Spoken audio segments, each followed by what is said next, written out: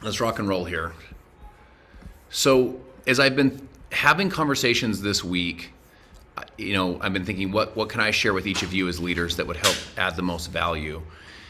And so, I want to really, I'm excited about today. I'm excited about the information you're going to learn today. I'm excited about what it's going to be able to do to help you go to the next level in your career and your business. And I think it's the kind of stuff that can really help to accelerate the way that you build your business and build your life. So, some of you have heard this story. So in 1666, Christopher Wren was commissioned to rebuild St. Paul's Cathedral. St. Paul's Cathedral was this majestic cathedral that had been built that had burned down. And in 1671, he walked up to three of the workers, 5 years later, and he said to him, to the first, he said, "Sir, what are you doing?" And the guy said, I'm a bricklayer, I'm laying bricks." Says to the next man, "What are you doing?" He says, "I'm a wall builder, I'm building a wall." The third man, he says, "What are you doing?" He says, "I'm a cathedral builder, I'm building a cathedral to the Almighty." They were all doing the same work, but they all identified the work they were doing as different. Some of them were laying bricks, some of them were building walls, and some of them were building empires. And I've thought a lot about that story, that that you have to lay bricks to build walls, and you have to build walls to build empires. They were all doing the same work, but I think the way they showed up was different. I think an empire builder, a cathedral builder, shows up with a different pep in their step than someone that's just simply laying bricks to feed their family. So I have a challenge for us this week as we start your Monday and as we start this Leader of Leader discussion. If you're open to a challenge, I want you to put the word challenge in the chat. But here's my thoughts. Please don't put it in if you're not open to a challenge. If you're ready, you're like, yeah, I'm open to a challenge. I'm ready to go to the next level in my life and in my business and in my career, and I'm willing to do what it takes to step up in my life and business and career, then put the word challenge. If you're not, then I wouldn't put it, because I really want to encourage you to do this. Now, I also want you to know what doesn't challenge you won't change you. So you need to challenge yourself. To go to the next level, you can't do it on accident. You have to do it through challenging yourself, stepping up, doing the hard things, having the hard conversations, looking internally and saying, where do I need to grow as a leader?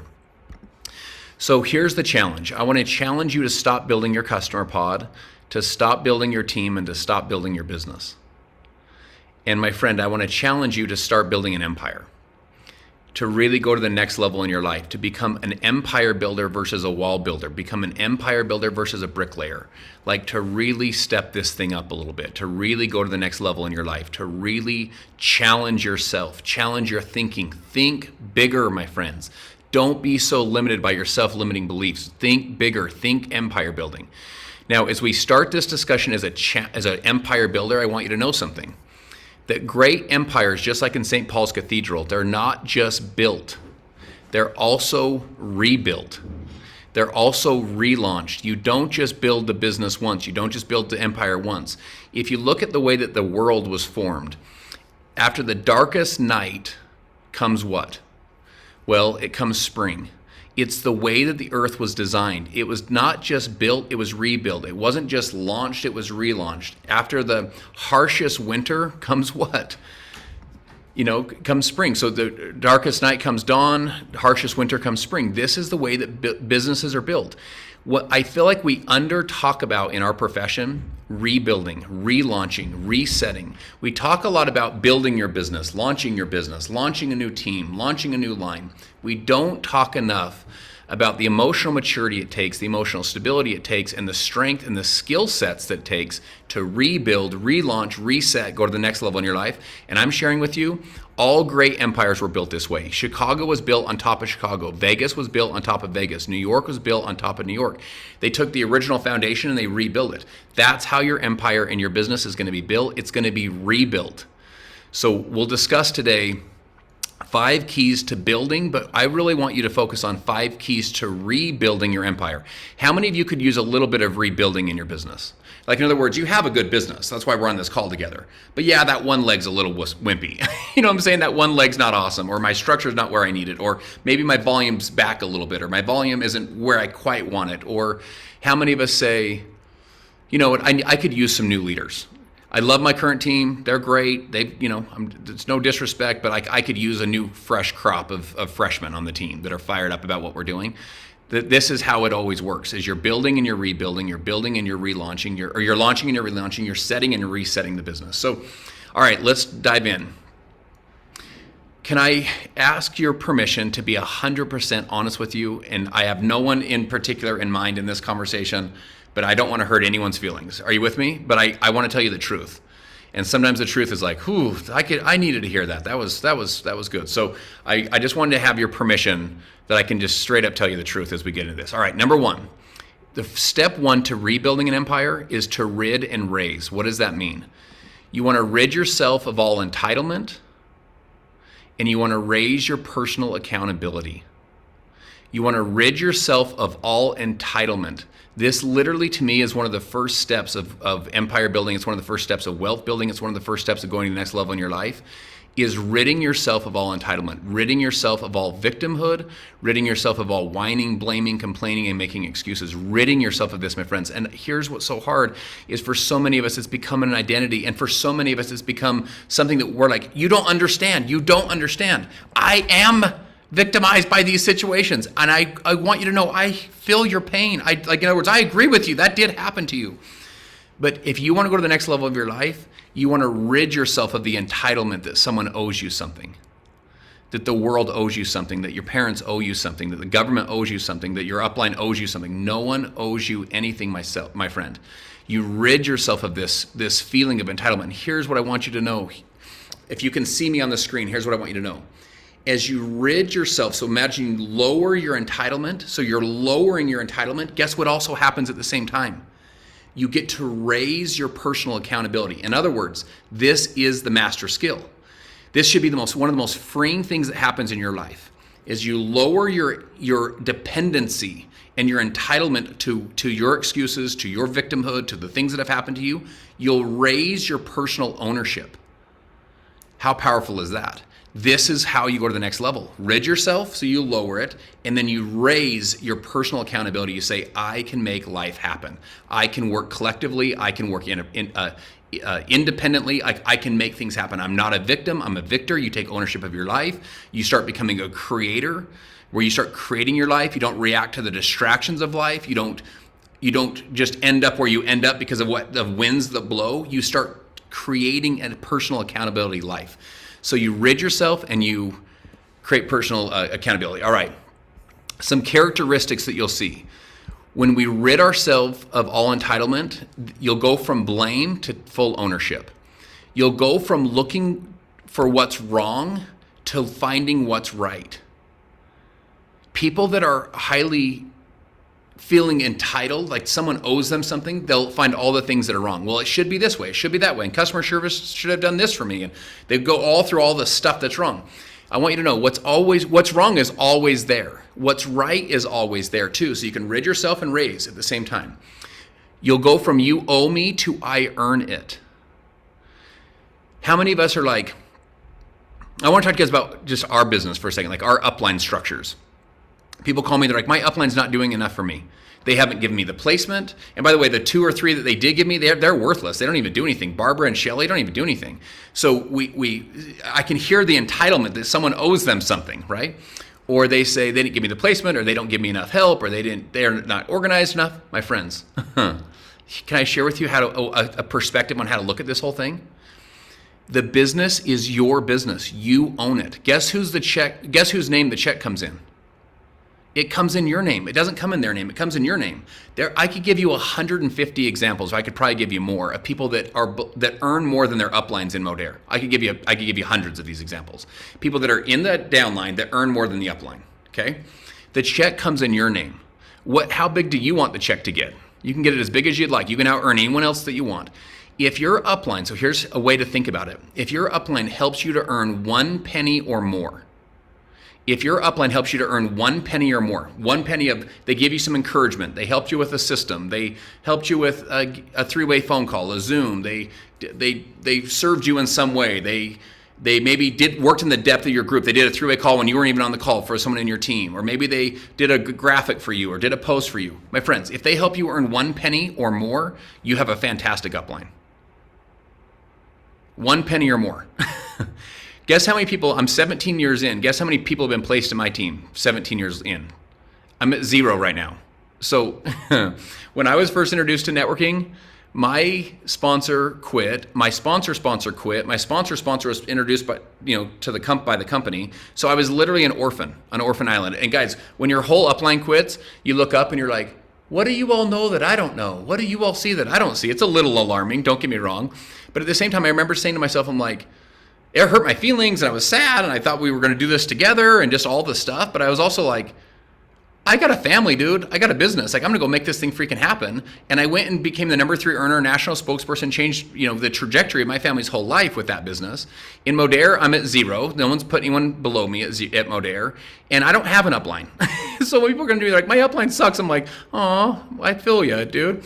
So the point I'm trying to say to you is no one owes you anything. You go earn it. By the way, if you wanna earn placement, let's call it, like where someone plays someone under me, go crush your business, go smash your business, because your upline's like, man, I want to put someone with you because you freaking know how to help them succeed. So no one owes you anything, you earn everything. Next is someone, the entitlement would be like they complain or make excuses, where someone that raises their ownership says, I'm looking to improve. Someone that needs to rid themselves of entitlement would be emotionally immature, versus high yield, low drama. What does high yield, low drama mean? High yield in a investment. A high yield in an investment is a high return. Low drama means I get high return with low headache. High return, low drama. A lot of times you'll work with people in your business. Some of you guys know this. They're low yield, they produce very little, and they're high drama. Oh my gosh, it's like the worst, right? They do very little and they give you a big, humongous headache. Or some of you have high yield people with high drama. Like they produce, but geez, Louise, there's a lot of drama that comes with it. You want to be a high yield, low drama leader. We produce a lot, make a lot happen, and no one really needs to worry about us causing too much stress. That's the leader we want to be in our business. We don't cause the company a bunch of headaches. We don't cause our upline a bunch of headaches. We don't cause the whole organization a bunch of headaches. Like, we're not prima donnas in our business because we've ridded ourselves of all entitlement. We've raised our personal accountability. Tony Robbins says it this way. He says the moment that you trade, you go from expectations, you turn your expectations into appreciation. He says your life will change in an instant. Your expectations turn into appreciation. Anything that the upline does, thing the company does, whatever, you're just like, thank you so much. Thank you. I appreciate that. I really appreciate you guys sending me on this incredible trip. I appreciate you doing these monthly movers. Like, thank you. It's awesome. It's my business. All you guys are supposed to do is ship product and pay commissions and keep the company out of trouble. Like, in other words, ship product, pay commissions, and just keep the company in business. That's your guys' job. Anything they do above that, we should say thank you so much for. I really appreciate you. Because we don't expect that they owe us anything. Listen, it's your business. The check comes in your name. It doesn't come in Modere's name. It comes in your name. It doesn't come in your upline's name. It doesn't come in your downline's name either. It comes in your name. So whatever you go produce by being a high yield, low drama person, that all comes in your name. You're the one that gets paid for all that stuff. Okay. Was that too rough? That last part? Okay. Here we go. Stephen Covey wrote The 7 Habits of Highly Effective People. He teaches this so well. He talks about going from being a you-dependent person. So you-dependent is everything's about you. To it's what he calls his maturity continuum. You then grow to an independent person, and you grow from an independent person to an interdependent. So you-dependent, where it's all based on you, you're basing your success on someone else. You're dependent on them, to where you're dependent on I can make this happen, to you're dependent on we can collectively do it. So here's how he says, a dependent person says, you take care of me, you come through for me, you didn't come through, I blame you for these results. That's what a dependent person says. On the emotional maturity continuum, he says, then you go from independence. I can do it. I will do it. I'm self-reliant. It takes a lot of emotional control and emotional truth to be self-reliant. You can rely on yourself to show up, do your works, keep your word, keep your commitments. Interdependence, which is the real goal, is this, my friends. Check this out. We can do it. We will do it. We will cooperate. We will accomplish it together. There's so much power in we. Now, here's what Covey says. He said, interdependence is the interdependence, which is the goal, is the paradigm of we. We can do it. We can cooperate. We can combine our talents and abilities. We can create something greater together. This is the goal. The goal is not just that you are, obviously you want to go from being dependent to to independent, obviously. But the real goal is interdependence, where you can combine your skills. So Becky and Kristen and Tara, you can put your skills on the table. I'll put my skills on the table, and we can work as a team, as a unit, to create something greater together. Covey also says this. He says, you cannot be interdependent until you're first independent. My friends, you have to rid yourself of blaming it on everyone else. You have to say, I'm going to take responsibility for my own life. I'm going to rid myself of entitlement, raise my personal accountability, and that will allow us to become interdependent, which means we can tap into the collective genius of all of us as leaders. This is the power of where we're all headed as a leadership team. Okay, so number one is you rid and you raise. Everyone okay on that last one? Sorry if that was too much truth and just too much coming at you, but that's number one. All right. Number two is you want to decide to lead. My friends, decide to lead. The Latin root of the word decision. Where does the word decision come from? De means off, scission means to cut. So in Latin, an incision cuts in and a decision cuts off. What does that mean? It cuts off all other possibilities. When you make a decision, you cut off all other possibilities. I want you to start thinking of your life like this. You come up to a fork in the road in your life. If you make a decision to go left, what you've done is you cut off all possibilities of all of what would have happened if you went right. Is everyone following that logic? So here's what I want you to think about. Every decision you've ever made in your entire life, every decision you've ever made your entire life, every single one, every one you've ever made your whole life, has put you on this Zoom right now. You may have an appointment to be here. My friends, your life has, this is not random. Your life has purpose and value and meaning. You decided to be here. You made decisions to be here. I would encourage you to step into this moment and make decisions super consciously and say to yourself, I'm going to decide to be a leader. I'm going to decide to be a leader, not just a follower, not just around the game. I'm going to decide to be a leader. I had someone say to me the other day, they said, one of the blessings of Modere is that there's so many great leaders. A bunch of them, by the way, are on this Zoom right now. There's so many great leaders. In fact, they say to me, they go, I've never seen leadership like this. They're like, I came from a corporate environment or network marketing environment. They're like, I've never seen anything quite like this. But here's what they said. They said, I feel like I play small because there's so many leaders in place, or I feel like some of the people on my team play small because there's so many leaders in place. Like, in other words, I don't need to do it because someone else is going to do it. No. You're the leader, my friends. You. So Lisa, Casey, Christina, Lindy, Nancy, you're the leader. Not John Milton, not Sarah Zlecki, not Wes Bewley. You. And if you lead, people will follow. So I worked with a gentleman years ago that was a second generation networker. He was in his 60s when I worked with him. He joined networking when he was in his 20s. His dad was a college professor, was introduced to network marketing, became full-time, left the university. And on this kid's 18th birthday, he said to his dad, he said, Dad, I'm in, I want to do it. I want to be like you. What do I do next? His dad said, okay, let's get you signed up. They get signed up. 18 years old. And he says, now what do I do, Dad? And his dad said, son, if you lead, people will follow. So lead, boy, lead. And you remember, the kid's 18 years old. So what credibility does he have as a leader? It doesn't matter. His dad says, son, if you lead, people will follow. Now, here's the point. If Lisa leads, people will follow. If Casey leads, people will follow. If Christina leads, people will follow. If Lindy leads, people will follow. Why? Because they need your perspective, your insights, your leadership, not just if John Milton leads, not just if Wayne Johnson leads, not just if Nate or Jenda Tracy lead or Sam Sack. No. If you lead, the business needs your leadership.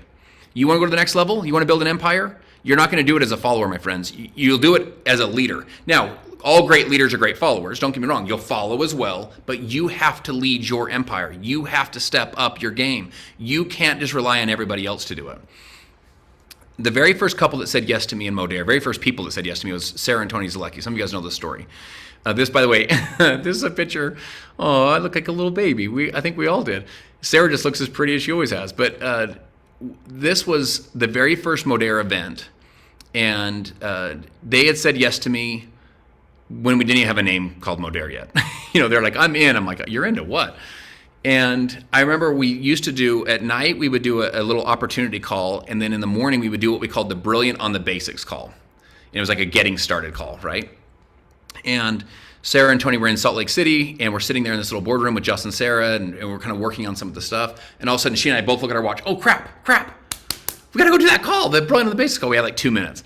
So we run over to the room next to us, and Sarah jumps on. She's going to be the host. I'm going to be the one doing the training. She gets on, and with all of the enthusiasm, if you ever heard her speak or train, she has so much passion. It's one of her like kind of superpowers. She gets on this call, and she goes, welcome everybody to the Brilliant on the Basics call. She goes, man, you are in for a treat today. This is Sarah Zlecki from Minneapolis, Minnesota.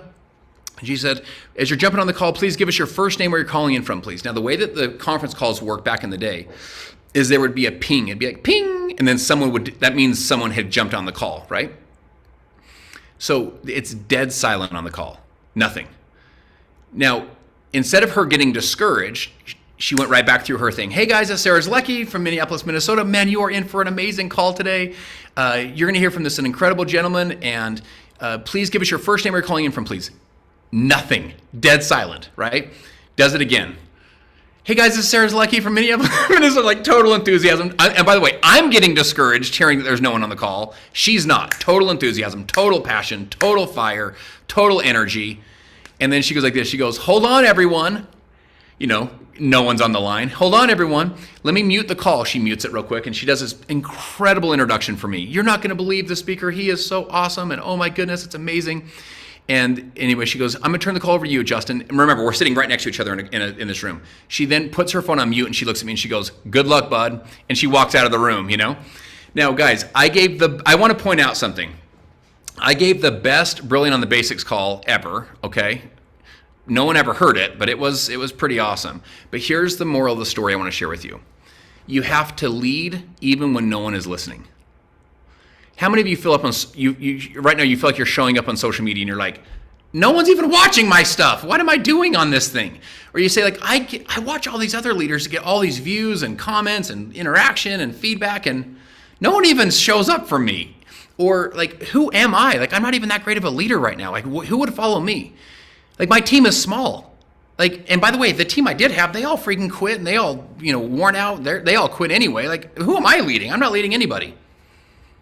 My friends, if you're going to build an empire, you got to go rebuild it even when no one's listening. Even when you don't have the check that you want to have quite yet. Even when you don't have the team that you want to have quite yet. Even when you don't have the business quite yet. You got to lead when no one is listening. This is how you build empires. I look back at that story now. Tony and Sarah and I built this, they built an unbelievable business. The company overall has been, as you guys know, we've created one of the fastest growing online brands in the world. We were doing conference call with no one on the conference call. That's the same thing you're going to have to go through too as you build and rebuild your empires. John Maxwell teaches what he calls the 5 levels of leadership. And I'm going to walk through these with you really quick because I want you to elevate your leadership to go from level 1 to level 5. Level 1 is position. People follow you because they have to. People follow you because they have to. What does that mean? They follow you because you're the manager. You know what I'm saying? Like, they kind of have to. They follow you because you push submit 8 seconds before they push submit. So now you're the upline. Congratulations. They have to follow you because you got in before they did. Like, they follow you because they have to. Step 2 is permission. People follow you because they want to. That's a big step from 1 to 2. They actually follow you because they want to be led by you. They know that you care. They know that you can take them where they want to go. This is a big step in your leadership. They don't just have to follow you. They want to follow you. Step 3 is a huge step. I'd encourage you to write this one down. Step 3 is they follow you because of production. People follow you because of what you have done for the organization. In other words, they know that you know how to put points on the board. You went from bronze to gold, or from bronze to silver, silver to gold, gold to platinum. You went from team leader to director. They're just like, tell me how you're doing this. Or from director to elite, from elite to elite 3. Like, they follow you because of your production. They want to know that you know how to get them where they want to go because you've been there yourself. How many of us could use we could step it up a little bit on the production side. Like, we could go produce a little bit more. I was on the phone this week with some leaders, some great leaders, and they're like, I want to be more recognized and be more on stage and be more on trainings. And I said, you need to get your production up. You want to be you want to become inevitable or undeniably good, my friends. What does undeniably good mean? You go produce, you're going to be on as many stages as you can handle. Do you want to know why? Because your production's undeniable. This isn't politics, dude. No one has to like lobby for you. They just go produce. Leaders that produce, you get on the stages, people want to hear what you're doing. They lead, they want to hear your story because your production's so high. So my friends, as a leader to build or rebuild an empire, you got to go produce, put some points on the board, go get a customer, go get some new recruits. I go back to Tony and Sarah. Tony and Sarah last month, which I believe last month will be the low watermark for Modere for the whole year. I'll share with you guys here in a minute why I believe this. But I believe August will be bigger than July. I believe September will be bigger than August. October bigger than September. November bigger than October. In the low watermark summer month, they personally enrolled. They launched 7 new lines last month. So here they are, 10 years into the business and launched 7. Well, I want to hear, that's production. I want to hear what they're doing. Like, talk to me, like share with me your insights and your secrets and your tips. That's what great leaders do is they produce. All right, number 4, it's another huge step in your leadership, is the people development level. This is where people follow you because what you've done for them personally. Like, you're developing leaders, you're developing people. I remember when I first met Nate and Jenna Tracy. Nate and Jenna Tracy had come from building an incredible income, but also an incredible multi-million-dollar business in their prior life. And they said to me, Justin, they said, if we're being 100% honest, we were kind of like leaders of followers last time versus being leaders of leaders. They said, our real goal this year is, or this season of our life, is to lead people, like just to lead leaders, to really go to the next level. And that's what they've done. They've gone to this 4th level of leadership, which is people follow you because of what you've done for them personally. In other words, you're building leaders within your organization. How many of us would love to have more leaders within the team? How many of you feel like if you kind of lit off the gas, your whole team's going to fall apart because you're actually the only one really kind of driving the whole vehicle, right?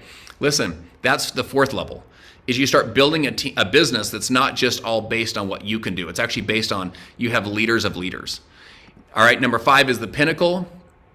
People follow you because of who you are and what you represent. Maxwell says you've done it so well for so long for so many.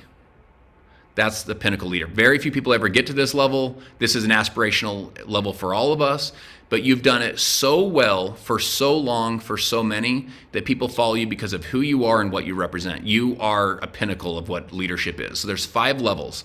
Where do you feel like you're at right now? And you want to know what's interesting is you'll be at different levels with different people in your team. Have you guys noticed that? Some people follow you because they have to. Some people follow you because they actually want to. Some people follow you because they're like, hey, just show me what you're doing. Like, show me because of your production. Some people follow you because of the amount of investment you've made into them. You're at different levels of leadership with different people within your organization. That's okay. That's normal. That's the way that it is. And then, the pinnacle leaders going to the next level in your life. Okay, so my friends, number 2. You have to lead. Decide to lead today, my friends. Decide to lead. So Leslie and Laura and Vicky and Jenny and Robin, this is your moment to lead. Not just your upline's moment, it's your moment. Decide. Cut off all other possibilities. Be a leader today. Decide to lead today. Decide to be a leader. Leaders take action. Leaders keep their word. Leaders show up. Be a leader. Every one of us, step up. Can you guys imagine the level of leadership if we all stepped up? Like the leaders we have in this company is almost unbelievable. And that includes you. But we need more of your leadership. Don't play small anymore. Don't hold back in the wings watching. We need you to step it up a little bit and go to the next level of your life. Okay, next is get committed, become magnetic. Step 3, how do you rebuild your empire? You've got to get committed and become magnetic. Here's what I want you to know. Commitment is magnetic. What happens with a magnet? A magnet is attractive. A magnet attracts.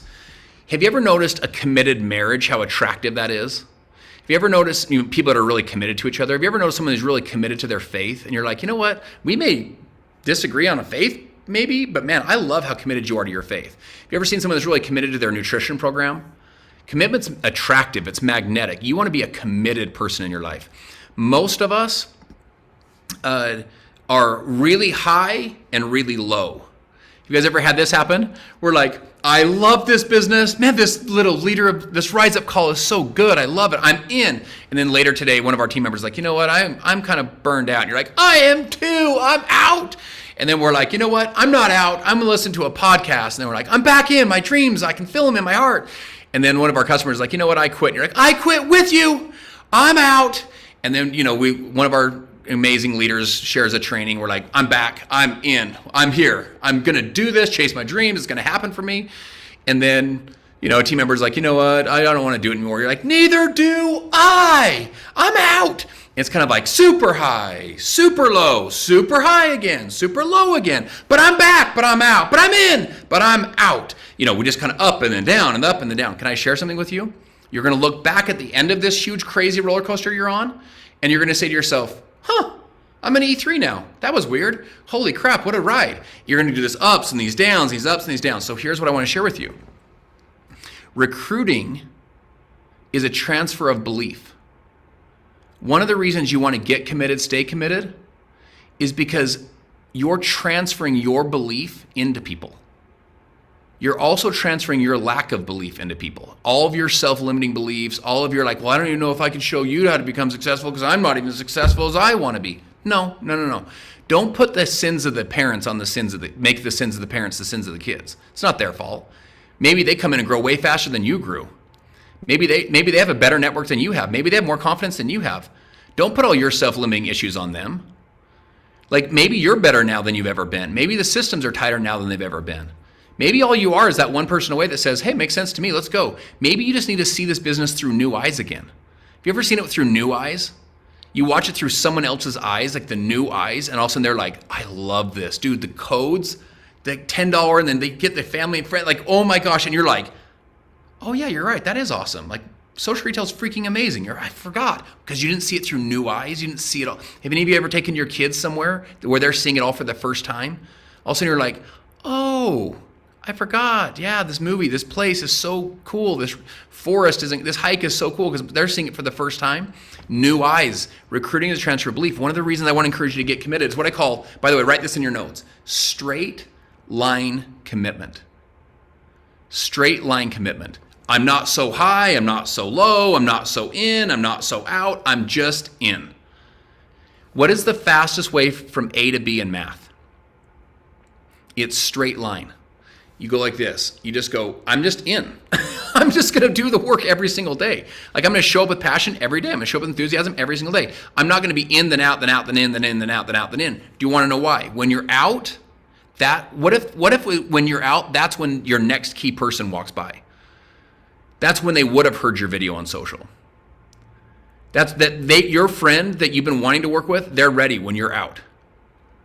My friends, now you have to wait 7 more months for the next key person to be ready when you should have already been blowing your business up right now because they were ready, but you were out. You were like, I don't know if I want to do it. Plus, I saw her. She's crushing it over there. She's rank advancing everybody. And then right now, all this mental stuff you're going through is the moment you needed to be in because you're transferring the wrong belief or transferring no belief into people.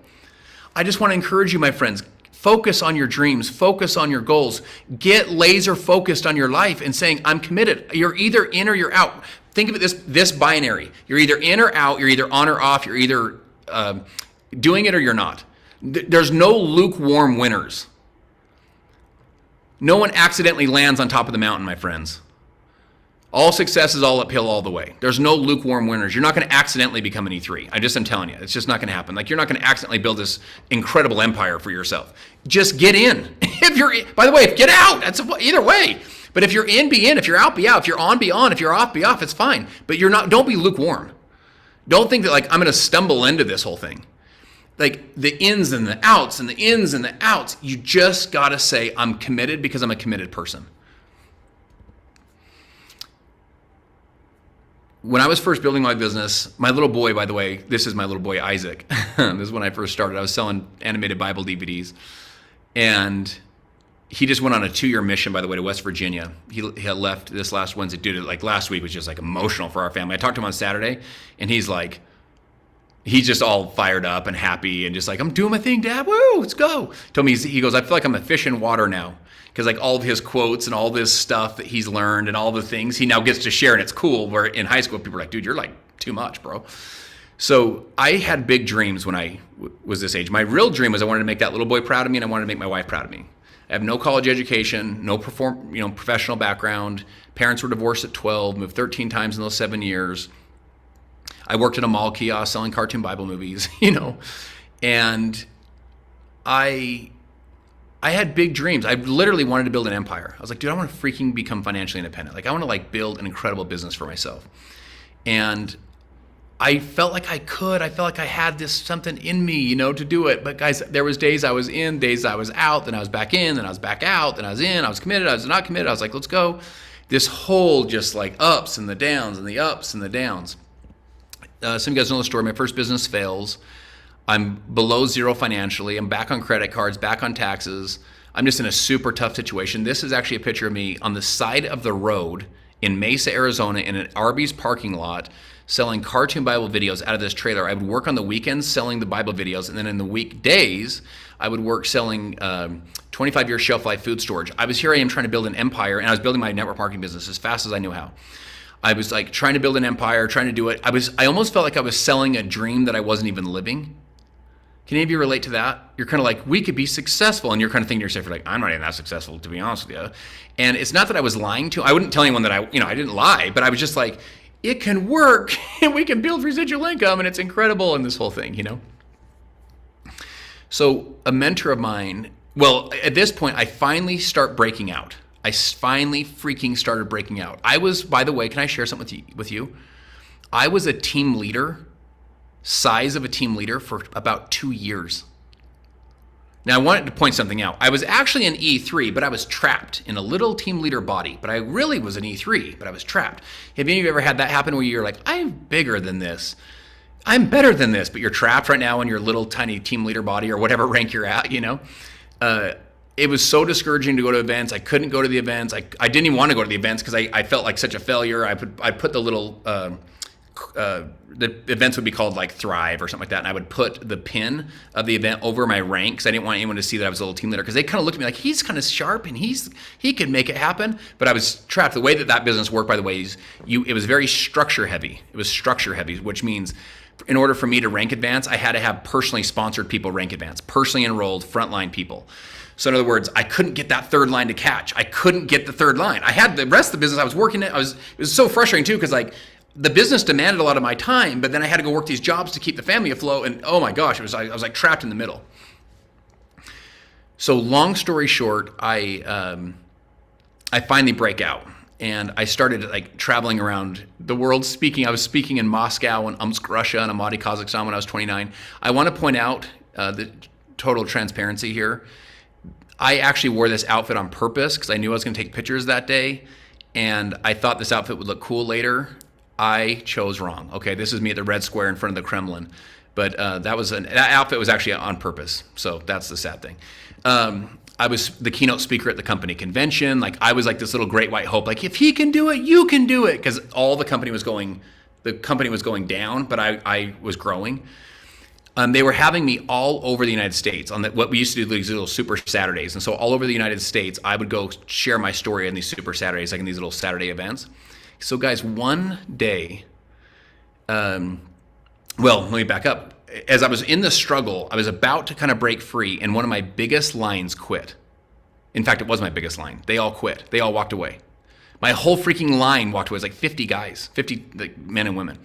And we used to dream together, play together, work together, do meetings together, dream together, the whole thing. And one day they were just like, yo, I'm out. I don't want to do this anymore. And I'm just like, you have got to be kidding me. Because not only did I lose the volume, but I lost all the structure. So my check fell apart, my rank fell apart. I was just like, oh my gosh. And I literally was like, and why am I doing this? Why am I even doing this? How can I even trust this business if a line quits and your whole business falls apart? What am I doing? And I just kind of kept going. I just kind of kept moving forward. Ultimately, I rank advanced multiple times. My check got back. I found the right people. I literally found people that it clicked for them. They were ready to go. And so I'm doing a Super Saturday in Salt Lake City, Utah. And guys, this is about 19 months after these guys all quit. And About 35 of them show up in the Super Saturday. I'm about 20 minutes into the training. They all are filing into the back of the seats like this, like filing in. And I'm up there doing my thing, like all excited. I'm the Super Saturday. In other words, we're not there watching like someone else give it. I'm the one giving it, right? And the guys come to me during the break, and the one of them walks up to me. They're all like in a group, like, dude, you're killing this business. I can't even believe this. Like, what? You used to be sitting in the back with us. Remember when we were just chumps sitting in the back taking notes, and now look at you. Like, dude, what the heck? We should never have quit. Dude, look at you. The one guy had the gall to say this to me. He said, I thought you were going to quit when we all quit. And have you ever wanted to say something to someone, but you didn't say what you really wanted to say, but you wanted to say something? Can I tell you what I really wanted to say? I wanted to say, are you freaking kidding me right now? You thought I was going to let you hold my family hostage? You thought because you have small dreams, small commitment level, small persistence level, you roll over and die when something happens. You thought I was going to? You thought that I was going to let you dictate the home I could provide for my family, or the car I could provide for my wife, or the schools my kids could go to because of you? Like, are you freaking kidding me right now? My friends, never let anyone hold you hostage. Never let anyone hold your dreams and your future and your goals and the stuff God put in your heart hostage. I look at that guy now, and I don't have any ill will for him at all, but I'm like, I almost quit because you quit? Like, give me a break. There's so many other people that need you, want you, are looking for you. And I look at my life now. I look at that little baby who's not a baby anymore. And now these little girls, and, like, by the way, of all the things that I've accomplished in my life, do you guys want to know what I'm most proud of by 1,000 miles? I'm the most proud of I've been with one woman for 20 years. I'm the most proud of I have 4 beautiful, smart, hardworking, really well-mannered, really ambitious kids. Like, in other words, what if I would have rolled over and quit because this guy quit? Are you kidding me? Like, that one little line, I had to go rebuild. And I found people better than those guys. Sometimes the ones that take you to the dance aren't the ones that take you home. Sometimes the ones that get you to team leader aren't the ones that take you to director. And sometimes the ones that take you to director aren't the ones that take you to elite. And sometimes the ones that take you to lead aren't the ones that take you to elite black 3. Like, you've got to rebuild your business sometimes. And don't let anyone hold you hostage. So my question to you is this. Who are you allowing to hold your dream hostage? Whose opinions? Whose small thinking are you allowing to hold you hostage right now? And how committed are you right now on a scale of 1 to 10? Like, seriously, are you in or out? Are you doing this thing or not? And I'm not telling you what you should or shouldn't do. That's up to you. I'm just saying, if you're in, be all in. If you're into your marriage, be freaking all into your marriage. Don't be doing stupid crap and screwing around. If you're in, be committed. If you're into your fitness, then be committed to your fitness. How committed are you on a scale of 1? When you give someone your word and you say, I'm in, how committed are you really? Like, what does your word actually mean? Like, how much weight is there behind what you say? Let me ask you this. How magnetic are you right now? What kind of frequency are you giving off? When you talk to a prospect, are you kind of like mopey and whiny and blamey and complaining? Like, well, my business is kind of down, but it's like, I don't know. Like, do you want to join? It's like, I'm kind of doing good, but like not really. But I was doing good last year, but then like this year, I'm like, not. No, listen. Your commitment will raise your frequency. One of the reasons that your business is not where you want it is because your frequency is all screwed up. You know what I'm saying? Like, dude, you can't afford, my mentor used to say, discouragement is a luxury you can't afford. He says, 'cause it affects everybody else so much. Like, you're negative and just like whiny and complaining. And by the way, I'm not saying we can't identify problems. I'm not saying we can't fix things. That's not what I'm saying. I'm all about identifying, overcoming challenges. I'm all about that.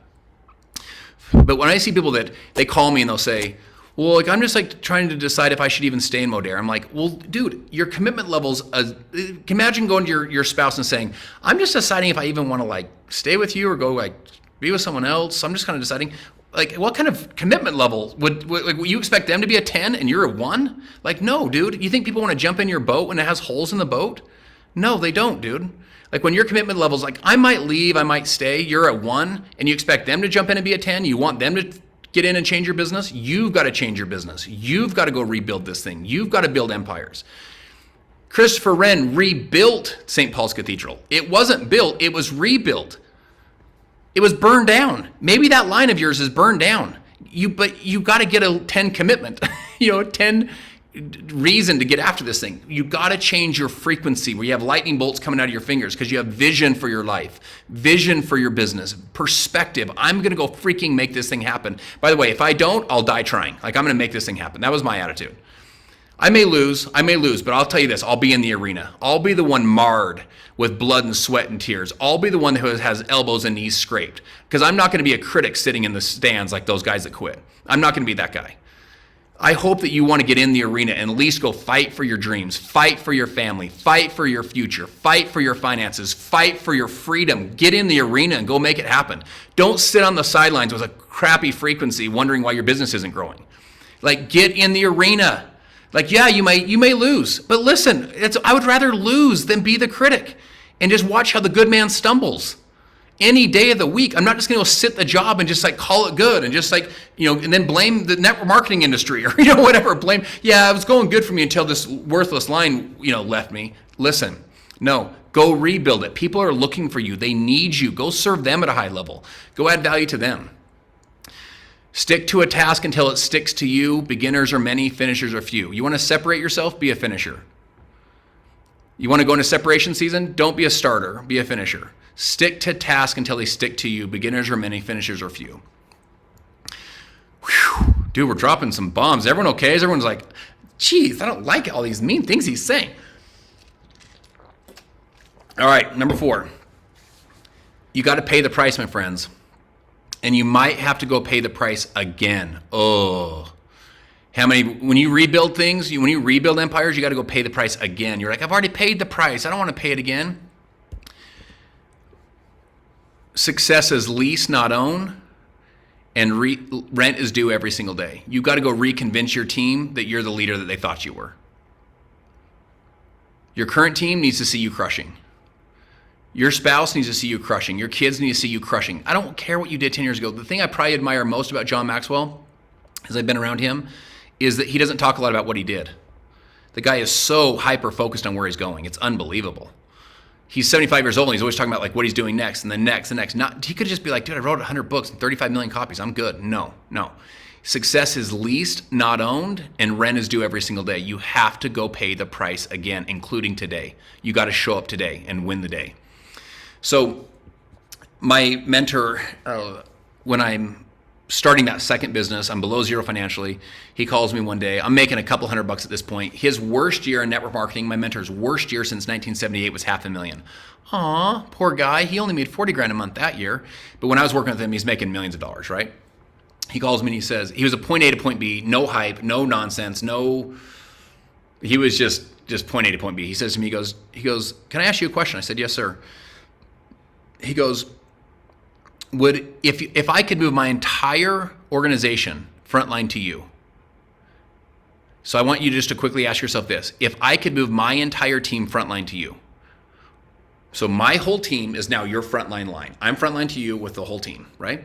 He said, if I could move my entire line frontline to you, he said, would it change how much passion, drive, commitment, energy, focus you're putting into your business? I said, can I be 100% honest? He said, yes, sir. I said, yes, sir, it would.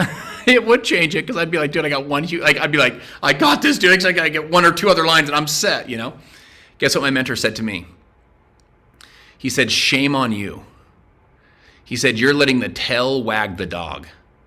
He said, first you gain the focus, gain the commitment, gain the energy, gain the drive, gain the passion, gain the work ethic, and the business follows that, not that follows the business. He says, so how many of us are like, dude, we have people on our team, dude, you pay me 10 grand a month, I'll be on every Zoom. No. You first get on every Zoom and then you earn the money.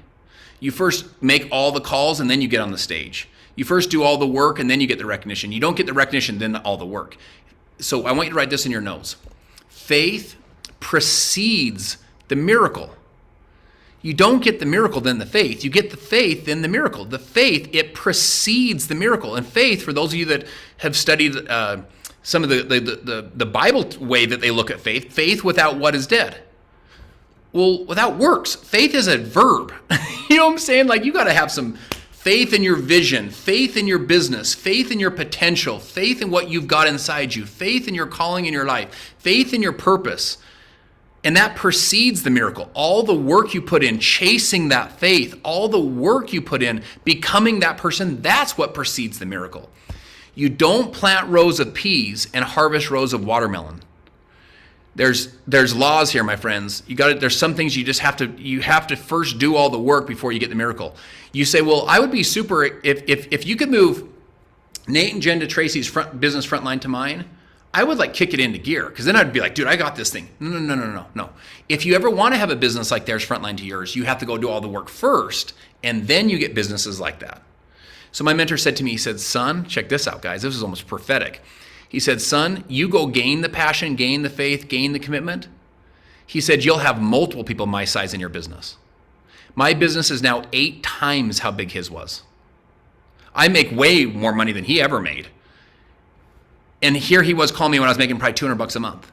I share this with you to say the faith precedes the miracle. You first plant you don't plant rows of peas and harvest rows of watermelon. Don't confuse yourself. You've got to go put in the work first, passion first. Your frequency has to be dialed first. You don't get the business and then the frequency. You don't show up with a ton of confidence and then, or you don't get a huge income, then a lot of confidence. You've got to have the confidence now, the vision now, the passion now. When we first built Modere was a build and a rebuild, my friends. A build and a rebuild. This was not easy. We were launching not only a new company, we were launching a new concept, this whole new model called social retail. This was our old pitch deck. This was like the old slide deck on the wall of the boardroom. Like I would just paper it up because I was like that beautiful mind. Like I was just trying to like put up all the ideas on a board. This is how it worked. This was not easy. It was years and years and years of building and rebuilding, building and rebuilding. We were growing, but it was really incremental growth. It was super small growth because we would have lines come in, come out, come in, come out, come in, come out, come in, come out. This was before our first event, doing all of our PowerPoints in the hotel bedroom. I think we had 125 people at the event. We're grinding out, what is the story? What are we going to say? How are we going to hold them all together? What are we going to do for the team? If you lead, my friends, people will follow. So lead, boy, lead. This is the very first shipments of boxes that Modere ever shipped. I actually here on my wall have box number 2 shipped out. But this was our very first Black Friday, or what is it? Yeah, what is it? Black Friday, right? For Thanksgiving. I'm in there trying to help them ship the boxes because we had so many orders. The order stack was like this big. We're like, oh my gosh, we're gonna do all these orders. And now we probably do this per hour now, this many orders. The point I'm trying to share with you is that faith precedes the miracle. Faith precedes the miracle. You first get the vision, then the business. You first get the work ethic, then the business. You first get the passion and the frequency, and you get dialed, and you stop complaining, and you stop blaming and whining, and then the business follows that. You don't get all that first, and then you say, you know what? If I had all that, I won't complain anymore. No. It's not how it works. It precedes it. We were going out casting vision back in these days. Dude, it's going to be awesome. One day we're going to build an empire. It's going to be incredible. And like we had nothing to show for it other than a lot of hard work. And that's kind of how it works sometimes. All right, last thing, and then we'll wrap up. Can I talk to you about how to tactically relaunch and reset your business? 5 quick tips, and we'll wrap this thing up. Thanks for hanging tight with me here. How do you relaunch? How do you reset? Number 1, remember why you started. Remember why. What were the reasons why? Why did you get going?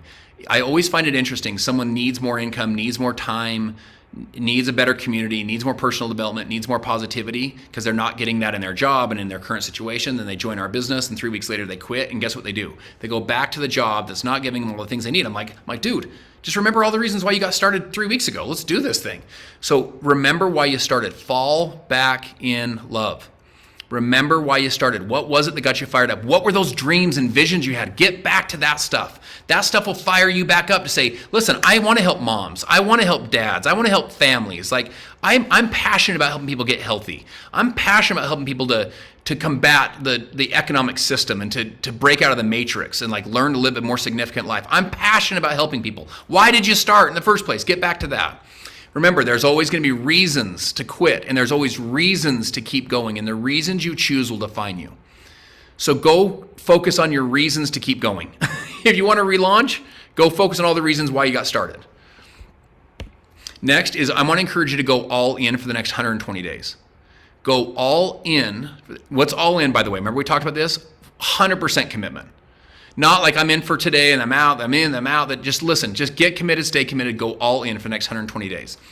This is a really good thing to write down. Building an empire is a marathon with a series of sprints. This is the best way I can describe it to you. It's not easy. It's hard, and it takes longer than you think it's going to take, and it's harder than you think it's going to take, the whole thing. But it's a marathon with a series of sprints. So it's a lot of hard work with a bunch of series of sprints. I want to encourage you to sprint for the next 120 days, my friends.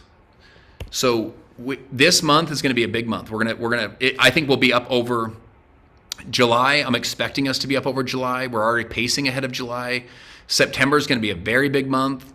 We have the Fall Social Marketing Summit. They're launching some new products. They're going to introduce the pre-launch strategy for the new product category creating product that we have in Social Retail Conference of next year, which, by the way, when you guys hear that whole thing, you're going to freak out. Like, we created the category for collagen. You guys know that. Now, we still to this day dominate the category of collagen, but it just like any other product sector, everyone chases the original leader and they try and get in that. We're going to go create an entirely new category next year.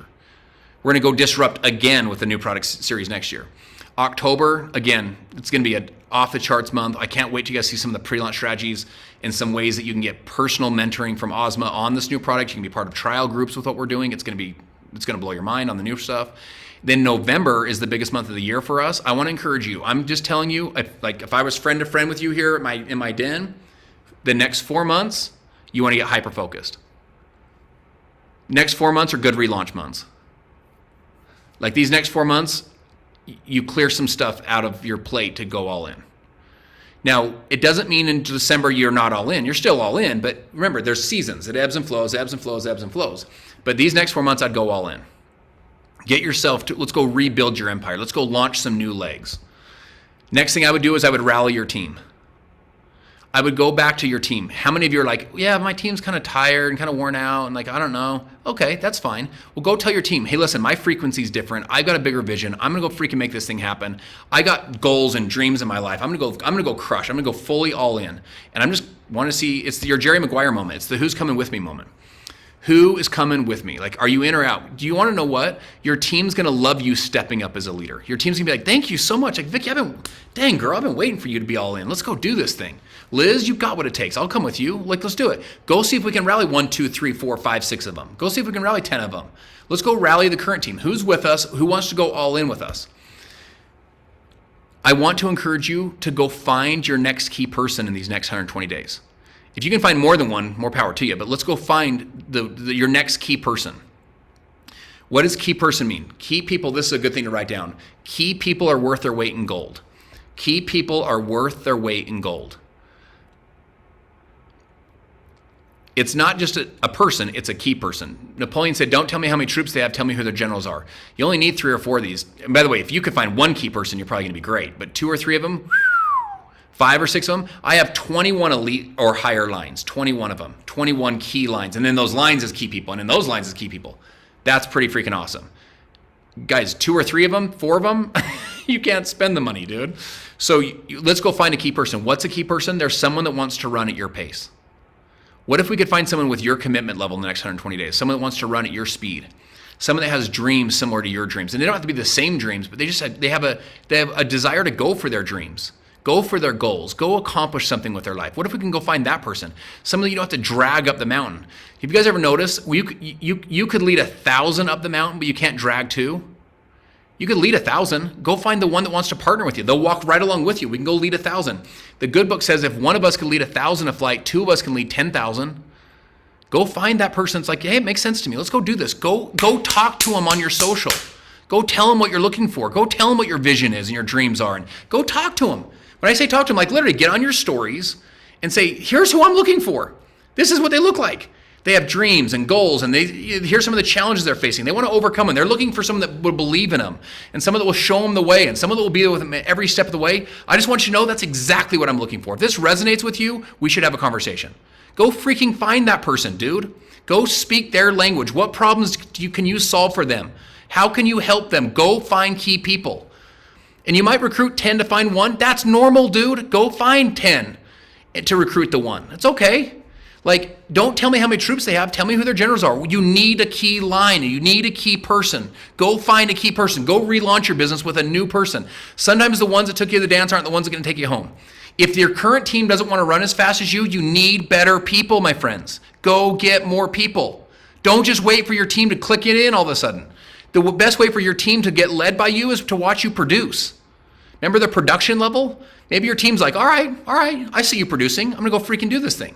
So go launch new lines. Go find new key people. Go speak their language. Go look for them. Go talk to them. Go ask for referrals. Here's what I'm looking for. I'm looking for a person that, this is what I'm looking for. Go find those people. They're out there. We're not the only ones. Like, as awesome as we all are, we're not the only ones that want what we want. We're not the only ones that have big dreams and goals and, are looking for what we do. Get social, get public. Get social, get public. I'm gonna give you some really powerful stats here, but I want you've got to get public, my friends. You've got to get public. I'm gonna say this again. You've got to get public. You can't hide your light under a bushel. You've got to get public. Like, I would encourage you to leave this, those of you that really are ready, and go freaking do a story, a live, a video, a post, something. It's like, yo, I'm going all in for the next 120. Like, if you're looking to go to the next level in your life, looking for this, looking for mentoring, looking for coaching, I just got off a Zoom, I'm recommitted, I'm all in, I'm in, I'm doing this, go do that post next. Like, let's go, dude. You got what it takes. All right, let me give you guys some stats. We trust people we see, we trust people we learn from. There's a bunch of research on this I want to share with you. I'm going to go really quick. 74% of Americans are more likely to trust someone with an established personal brand. 74% of Americans are more likely to trust someone with an established personal brand. Why? Because we trust people we see. We trust people that we learn from. In the study, they said, who did people care most to have a personal brand? Who did people want to have a personal brand? Is it influencers? Is it people selling stuff on social media? Do you guys want to know who it is? It's doctors, 61%, 59% their employer, 58% the lawyer, 55% the financial advisor. Why? Isn't that interesting, by the way? People want their doctor to have a personal brand, their lawyer, their financial advisor. Do you want to know why? Because what they said was, the higher the requirement for trust, the more a personal brand matters. In other words, if your doctor's going to cut you open, you want to have a couple other testimonials of other people that are like, yeah, so-and-so surgeon's actually really good at what they do. We want to hear from others. We want to hear the success others are having with this person, and that's their personal brand. They also found in the study, it's by a PhD-led study, the whole thing, what they also found is it's not the amount of followers that you have that creates your credibility. It's you, it's your content, it's your values, it's what you believe in. That's what creates your magnetism. I want to encourage you lastly to declare your run. Declare your run. This should not be private. This should be massively public. People should know you're doing a run. Your spouse should know, your kids should know, your mom should know, social media should know, anyone you freaking talk to should know that you're doing a run. Declare it. You declare it. This allows you to not play small, because you'll let yourself slide, but you're not going to let yourself slide when you've told everybody else you're doing it. You know what I'm saying? So just to wrap up, I know we've gone a little bit over, but I'm going to share with you one last story and we'll wrap up. So when Martin Luther King was preparing for his famous I Have a Dream speech at the Lincoln Memorial in the 1960s, the day before, he was at the hotel with his trusted advisors, and they were mapping out the speech. Now, Martin had been at small churches, small civic centers, small community centers, street corners, sharing this dream that he had, this vision that he had for the country, like a new way of doing the country. And he had done it, literally, anyone that would listen, he would share the dream. Well, here he is sitting with his advisors, and they said to him, they're penciling out what they should talk about. Should they talk about more policy, more vision, how do they bring people in? And Martin said, should I tell him about the dream? And guess what his advisors said? They said, Martin, don't tell him about the dream. They said the dream is cliche, it's trite, and it's overused. Have any of you ever had friends that say your dreams are trite, and they're cliche, and they're overused? In other words, no, dude, don't tell us about your dream anymore. Don't tell me about the life you're going to go build. No thanks. Enough with your vision. Let's get more tactical with your policies. So the I Have a Dream section of the I Have a Dream speech, Do you guys know that that was never put in the speech? They still have the copy of the speech, and the whole I have a dream section is not in the speech. So Martin just left all that out. So he's up on the pulpit. I like studying speakers. I'm a little bit weird this way, but like I enjoy speaking, so I enjoy studying speakers and great speeches. So Martin's 11 minutes into the speech, and it's a great speech compared to what all of us would normally do. But if you've ever followed his speaking at all, he's a former Baptist. He came from a Baptist. He was a Baptist preacher. So he had a rhythm and a cadence to his speaking. He would kind of come up and come down and come up and come down, had a rhythm and a vibrancy to his speaking. So he's 11 minutes into the speech, and it's a good speech, but it's not a life-changing speech. It's a good speech, but it's not going to change the country. And Malia Jackson, who's a singer, she's standing up on the stand behind him, and Malia yells out, "Tell him about the dream, Martin! Tell him about the dream!" And that's when Martin started into, and I have a dream today. I have a dream that one day little black boys and little black girls will walk down the street holding hands with little white boys and little white girls, and they'll walk as brothers and sisters. He says, and I have a dream today that one day we won't be judged by the color of our skin, but by the content of our character. And he started to share this vision and this dream and this dream and this vision and this cadence and this vision. And all of a sudden, the speech came to life. Do you want to know why? Because he was started to declare the dream, started to declare the vision. But if he hadn't been declaring it in all the small churches and all the small street corners and all the small places, when Malia yelled out, "Tell him about the dream," it wouldn't have been enough in his soul. The vision, the dream, the possibilities wouldn't have been enough in his soul. He would have looked at his notes and he would have scrambled. I'm not trying to compare your business to the civil rights movement of the 1960s. That's not what I'm doing. What I am saying is this, though. Your dream, your vision, you got to declare this stuff. You got to go out there and say to people, I'm doing it. I'm doing this thing. Because it changes your frequency. And even when you tell it on the street corners and no one listens, and even when you tell it at the churches and the civic centers and the small areas and the little Zoom and the one prospect on social media, like, hey, I'm doing a run. Here's what I'm going to do. And no one listens. No one listens to you. When it is time for you to declare your dream, when the people are going to listen, when it is time with your key prospects, when it is time with you to actually be ready to go, to be on your game, that's when we need to have your dream on the tip of your tongue. Your vision on the tip of your tongue. You can declare it. Here's who I am. Here's where I'm going. Here's what my values are. Here's what's important to me. And here's how I can help you. Here's how I can serve you. Here's how I'm going to believe in you. We've got this together. We're interdependent. It's the power of we. Not you go do it, not I go do it, but we go do it together. That's the power of the dream. So I love you guys. I want to encourage you to rebuild your empire. Don't just build it once. Don't complain when the church burns down. Churches burn down. Lines go away sometimes. Customers quit sometimes. The magic of empire building is in building and rebuilding, building and rebuilding, building and rebuilding, setting and resetting. When you get tired, you reset. When you get worn out, you go reset. When you lose a line, you go rebuild. You reset, rebuild, relaunch, reset, rebuild, relaunch. That's how you build empires. Love you guys. I'll see you next Monday. Appreciate you so much for being here. You're the best.